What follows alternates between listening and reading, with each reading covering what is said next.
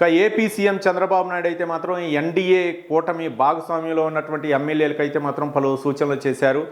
ఇది మంచి ప్రభుత్వం అనేటటువంటి ఒక కార్యక్రమాన్ని, బృహత్తర కార్యక్రమాన్ని ప్రజల్లోకి తీసుకువెళ్లాలా. అది 20వ తారీఖు నుంచి 26వ తేదీ వరకు కూడా ఈ యొక్క కార్యక్రమాన్ని, అంటే 100 రోజులు పూర్తవుతున్న సందర్భంగా 1000 అడుగులు ముందుకేసామనేటటువంటి భావనను ప్రజల్లోకి తీసుకువెళ్లాలని చెప్పేసి చంద్రబాబు నాయుడు అయితే మాత్రం ఎన్డీఏ కూటమి ఎమ్మెల్యేలకు అయితే మాత్రం సూచించడం జరిగింది. అటు జనసేన పార్టీ, టీడీపీ, బీజేపీ మూడు పార్టీలకు సంబంధించినటువంటి ఎమ్మెల్యేలకు అయితే మాత్రం సూచించడం జరిగింది. అంటే ఇది మంచి ప్రభుత్వం, మంచి చేసింది ప్రజలకి ఈ 100 రోజుల్లో.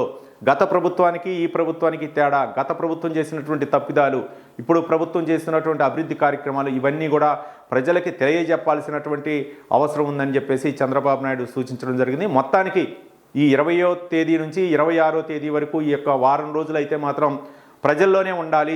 ప్రజాప్రతినిధులు, ముఖ్యంగా ఎమ్మెల్యేలందరూ కూడా ప్రజల్లోనే ఉండి చేసినటువంటి కార్యక్రమాలని, మనం చేసినటువంటి కార్యక్రమాలని, ఏవైనా లోపాలు ఉంటే వాటిని సరిదిద్దాల్సినటువంటి అవసరం ఉంది. ప్రజలకి చెప్పాల్సినటువంటి అవసరం ఉంది. ప్రజల యొక్క స్పందన కూడా మనం తెలుసుకోవాల్సిన అవసరం ఉందని చెప్పేసి ఏపీ సీఎం చంద్రబాబు నాయుడు అయితే మాత్రం ఎమ్మెల్యేలకి హితబోధ చేయడం జరిగింది.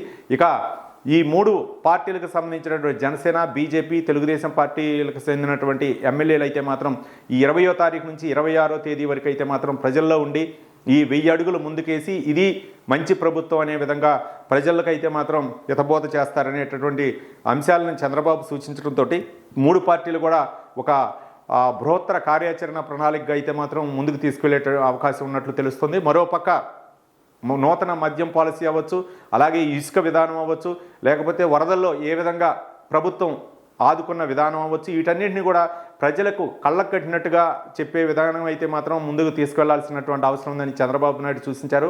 గత ప్రభుత్వ తప్పిదాలు ఏవైతే ఉన్నాయో, 100 రోజుల్లో గత ప్రభుత్వం ఏ విధంగా తప్పులు చేసింది, ఇప్పుడు మనం ఏ విధంగా అభివృద్ధి చేశాం, అలాగే రాజధాని అభివృద్ధి విషయంలో అవ్వచ్చు, లేకపోతే పోలవరం ప్రాజెక్ట్ అవ్వచ్చు, ఇవన్నీ కూడా మన ముందున్నటువంటి కర్తవ్యాలు. అలాగే కేంద్రం ఇచ్చేటటువంటి 1500 కోట్ల రూపాయలు ఏవైతే ఉన్నాయో వాటిని కూడా ప్రజల్లోకి తీసుకువెళ్లాల్సినటువంటి అవసరం ఉంది. 15,000 కోట్ల రూపాయలు కేంద్రం ఇచ్చేటటువంటి 15,000 కోట్ల రూపాయలు ఏవైతే ఉన్నాయో, అది అంటే డబ్బులకైతే మాత్రం కొరత లేదు, ఏ విధంగానైనా సరే మేనేజ్ చేయొచ్చు. కానీ పనులు అయితే మాత్రం జరగాల్సినటువంటి అవసరం ఉంది. అభివృద్ధిని మనం ప్రజలకి చూపించాల్సినటువంటి అవసరం ఉందని చెప్పేసి చంద్రబాబు అయితే మాత్రం ఎమ్మెల్యేలకు సూచించడం జరిగింది.